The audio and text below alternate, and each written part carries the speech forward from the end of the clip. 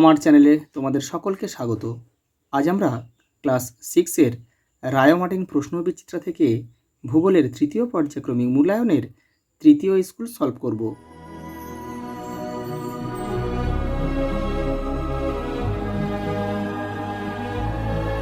যারা আগের সেটগুলো দেখোনি তারা চ্যানেলের প্লেলিস্টে যাবে, ওখানে কিন্তু দেওয়া রয়েছে, ওখান থেকে তোমরা দেখে নিও। দেখো প্রথমে কি দিয়েছে, প্রথমে ম্যাপ পয়েন্টিং দিয়েছে। দেখো উপকূলীয় ম্যানগ্রোভ অরণ্য, গঙ্গা নদী, পশ্চিমঘাট পর্বতমালা, ভারতের রাজধানী আর করমণ্ডল উপকূল। দেখে নাও।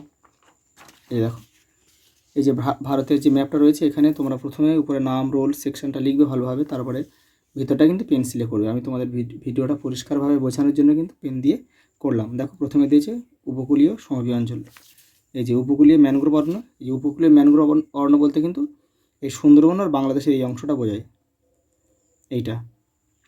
তারপরে দিয়েছে গঙ্গা নদী। দেখো এখান থেকে উৎপত্তি হয়ে এই যে বাংলাদেশের মধ্যে দিয়ে আর পশ্চিমবঙ্গের মধ্যে দিয়ে গিয়ে বঙ্গোপসাগরে মিশেছে, মোহনায় কিন্তু বদ্বীপ সৃষ্টি হয়েছে। দেখো নদী যেদিক থেকে যেদিকে যাবে তীর চিহ্ন দিয়ে তোমাকে কিন্তু একটু বোঝাতে হবে এটা। দেখো পরে রয়েছে কি, পরে তিনটা রয়েছে পশ্চিমঘাট পর্বতমালা। এই যে এই আরব সাগর রয়েছে, এটা আরব সাগর তীরে, এটা পশ্চিমঘাট পর্বতমালা। তারপরে রয়েছে করমণ্ডল উপকূল। এই যে তামিলনাড়ুর এই পূর্ব দিকটা, এই সাইডটা হচ্ছে এটা বঙ্গোপসাগর, এটা হচ্ছে করমণ্ডল উপকূল। এখানে কিন্তু বছরে দুবার বৃষ্টিপাত হয়। আর দিয়েছে দেখো দিল্লি, ভারতের রাজধানী, এই যে এই জায়গাটায়।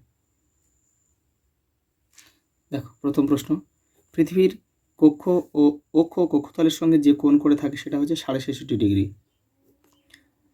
পৃথিবীকে সমান দুটি অংশে ভাগ করেছে কে? মূল মধ্যরেখা, পূর্ব গোলার্ধ আর পশ্চিম গোলার্ধ। নিরক্ষরেখায় পৃথিবীর আবর্তন বেগ ঘন্টায় 1650 কিমি। পৃথিবী নয়, সূর্যই সৌরজগতের কেন্দ্রে রয়েছে, একথা প্রমাণ করেন কি? কোপারনিকাস। উষ্ণতার প্রসার সবচেয়ে বেশি কোথায়? রাজস্থানে। এখানে দিন ও রাত্রের পার্থক্য, তাপমাত্রার পার্থক্য কিন্তু অনেক বেশি। দেখো চারটে এখানে তাপমাত্রা দিয়েছে ফারেনহাইট স্কেলে। উষ্ণতার জল ফুটে বাষ্প হয়, জল ফুটে বাষ্প হয় 100 ডিগ্রি সেন্টিগ্রেড। এখানে 100 ডিগ্রি সেন্টিগ্রেড মানে কিন্তু 212 ডিগ্রি ফারেনহাইট। ফারেনহাইট স্কেল এটাই হবে।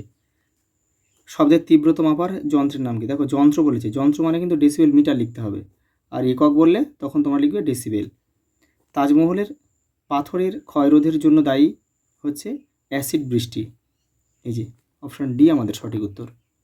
পরেরটা দেখো, আর্থ আওয়ার প্রথম পালিত হয় কোথায়? অস্ট্রেলিয়ার সিডনিতে, অস্ট্রেলিয়া। যে নদীটি খাম্বাত উপসাগরে পড়েছে তা হলো নর্মদা নদী, কিন্তু খাম্বাত উপসাগরে পড়েছে। আর বাদ বাকি দেখো গোদাবরী, কৃষ্ণা, কাবেরী সবই কিন্তু বঙ্গোপসাগরে গিয়ে পড়েছে। দেখো পরের প্রশ্ন, দক্ষিণ ভারতের দীর্ঘতম নদী গোদাবরী। এই গোদাবরীকে কিন্তু দক্ষিণ ভারতের গঙ্গাও বলা হয়। দেখো কোন নদীর তীরে কানপুর শহরটি অবস্থিত? এটা হবে গঙ্গা, গঙ্গার তীরে হচ্ছে কানপুর শহরটি অবস্থিত। দেখো বানিহাল, জজিলা, নাথুলা এগুলো কি? এগুলো হচ্ছে গিরিপথ। তারপরে দেখো কোন ফসলের চাষ কালো মাটিতে ভালো হয়? তুলো বা কার্পাস।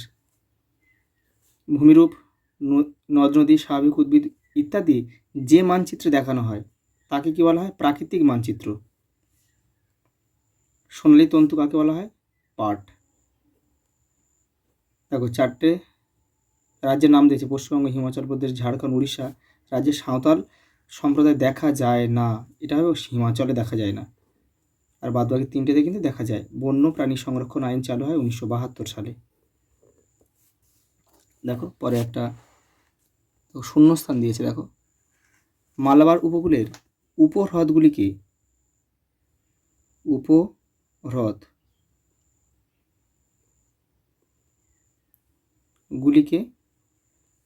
কয়াল বলে। উপহ্রদ মানে কিন্তু তার একটা দিক সমুদ্রের সাথে খোলা থাকে, পুরো আবদ্ধ নয়। মানচিত্রে কৃষিজমি বোঝাতে কোন রং ব্যবহার করা হয়? হলুদ। দেখো 22শে এপ্রিল হচ্ছে পৃথিবী দিবস বা বসুন্ধরা দিবসে লিখতে পারো তোমরা। পরেরটা দেখো, দেখো একটা স্তম্ভ দিয়েছে, বায়ুর আর্দ্রতা মাপা হয় হাইগ্রোমিটারের সাহায্যে। হাইগ্রো, এই যে এখানে 1 লিখবে, তীর চিহ্ন দিয়ে কিন্তু কেউ মেলাবে না। পরেরটা দেখো বায়ুর চাপ মাপা হয় ব্যারোমিটারের সাহায্যে। এই যে এখানে 2 লিখবো আমরা। আর গতিবেগ মাপা হয় অ্যানিমোমিটারের সাহায্যে। আর বায়ুর দিক নির্ণয় করা হয় বাত পতাকার সাহায্যে। এটাও তোমরা একটু জেনে রাখবে। পরেরটা দেখো, দুটি পর্বতের মাঝে সংকীর্ণ পথকে উপত্যকা বলে। এটা কিন্তু মিথ্যা। তাহলে এটা কী হবে? এটা হবে গিরিপথ। গিরিপথ হলে কিন্তু আমাদের বাক্যটা সঠিক হতো। দেখো, গড় বা নাচ পশ্চিমবঙ্গে দেখা যায়, এই প্রসঙ্গটা ভুল হবে। তাহলে এটা কী বলো তো? এটা মিথ্যা বাক্যটা। তাহলে এটা হবে গুজরাট। গুজরাটে কিন্তু দেখা যায় গড় বা নাচটা। পরেরটা দেখো, গ্রাম শহরের মানচিত্র একটি ছোট স্কেল মানচিত্র। এটা কিন্তু মিথ্যা, কারণ কি এটা একটা বড় স্কেলের মানচিত্র।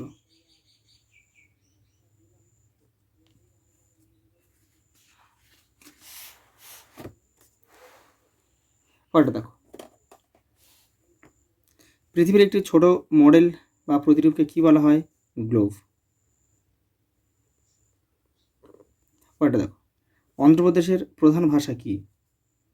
চেঞ্চু,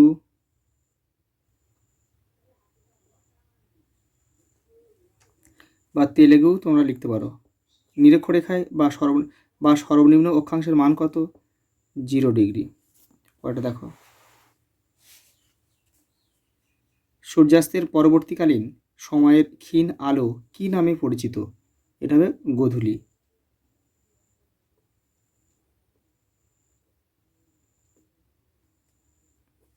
তিন দিক জল দ্বারা বেষ্টিত স্থলভাগকে কী বলা হয়? উপদ্বীপ।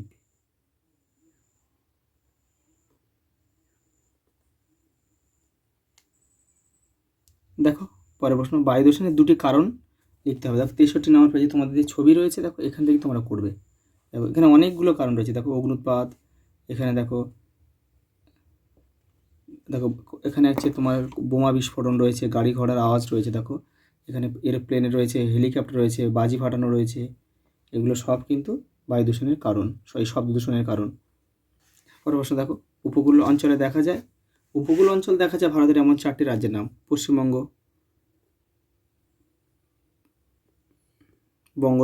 বঙ্গোপসাগরের উপকূল রয়েছে এখানে, উড়িষ্যা, তামিলনাড়ু, কেরল, গোয়া, মহারাষ্ট্র, গুজরাট। এগুলো তোমরা লিখতে পারো। সবুজ বিপ্লব কাকে বলে? তোমাদের বইয়ের 94 পেজে রয়েছে। দেখো এই যে এখান থেকে এই পর্যন্ত। পরের প্রশ্ন দেখো, আদিবাসী কারা? 99 পেজে রয়েছে। দেখো আদিবাসী, এখান থেকে এই পর্যন্ত লিখবে। পরের প্রশ্ন দেখো, শব্দ দূষণের ফলে সৃষ্টি 4টি রোগের নাম লেখো। তোমাদের বইয়ের 64 নম্বর পেজে রয়েছে।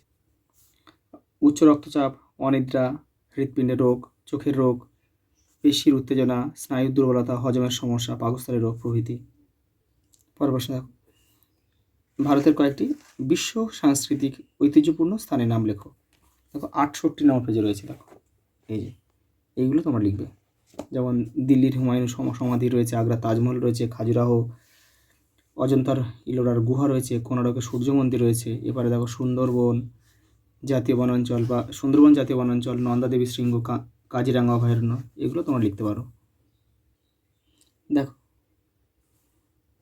পরেরটা, অক্ষরেখা ও দ্রাঘিমারেখার পার্থক্য। তোমাদের বই দেখো 23 নম্বর পেজে রয়েছে। এই ছকটা তোমরা কিন্তু পূরণ করে নেবে। এই যে এটা এটা পরেরটা দেখো, বিশ্ব উষ্ণায়ন কাকে বলে? 59 নম্বর পেজে দেখো বিশ্ব উষ্ণায়ন। এই যে গ্রিন হাউস পৃথিবী, এইখান থেকে তোমরা লিখবে এই পর্যন্ত। এই যে বিশ্ব উষ্ণায়ন। দেখো পরের প্রশ্ন দেখো, পার্বত্য অঞ্চলে জনবসতি কম কেন? এই যে তোমাদের বইয়ের 72 নম্বর পেজে রয়েছে, এখান থেকে এই পর্যন্ত লিখবে।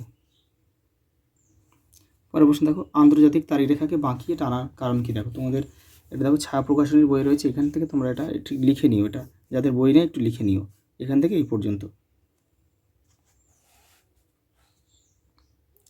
পরেরটা দেখো, তোমার ঘরের বায়ু দূষণ রোধে 3টি উপায় উল্লেখ করো। তোমাদের বইয়ের 58 নম্বর পেজের অনেকগুলো রয়েছে, এখান থেকে তোমরা কয়েকটা করবে। এই যে পরেরটা দেখো, গ্লোব ও মানচিত্রের মধ্যে তুলনামূলক আলোচনা করো। এটা তোমাদের দেখো এখান থেকে তোমাদের একটু করতে হবে। এটা লিখে নেবে তোমার এই তুলনামূলক আলোচনা। এই যে গ্লোব আর মানচিত্র, এটা কিন্তু তোমাদের বই অত ভালোভাবে দেখো। পরের প্রশ্ন, ভারতে ধান চাষের অনুকূল পরিবেশ বর্ণনা করো। 95 পেজে তোমাদের বইয়ের উত্তরটা রয়েছে, এই যে এখান থেকে তোমরা করবে। এই যে ধান, এই যে উষ্ণতা, বৃষ্টিপাত, এগুলো সবই কিন্তু লিখতে হবে। মাটি, উৎপাদক, রাজ্য, সবই কিন্তু লিখতে হবে। পরের প্রশ্ন দেখো, মেঘমুক্ত রাত্রি অপেক্ষা মেঘাচ্ছন্ন রাত্রি বেশি গরম কেন? দেখো 48 নম্বর পেজে রয়েছে তোমাদের বইয়ের। এই যে এখান থেকে এটা লিখবে। পরেরটা দেখো, অরণ্যের উপকারিতা লেখো। 90 নম্বর পেজে এই যে গাছ আমাদের বন্ধু, এটাই আমাদের লিখতে হবে। পরের প্রশ্ন দেখো, বায়ু দূষণের প্রাকৃতিক কারণগুলি লেখো। তোমরা একটু এখান থেকে একটু লিখে নেবে। এই যে অগ্নুৎপাত, দাবানল, জৈব পদার্থের পচন, অজৈব পদার্থের পচন আর ধূলিকণা। মাটি সংরক্ষণের উপায়গুলি লেখো। দেখো 86 নম্বর পেজে এই যে মাটি সংরক্ষণ রয়েছে, এই যে উপায়গুলো, এইগুলো তোমাদের লিখতে হবে, সবগুলো লিখতে হবে। আজ এই পর্যন্ত, দেখা হবে পরের ভিডিওতে।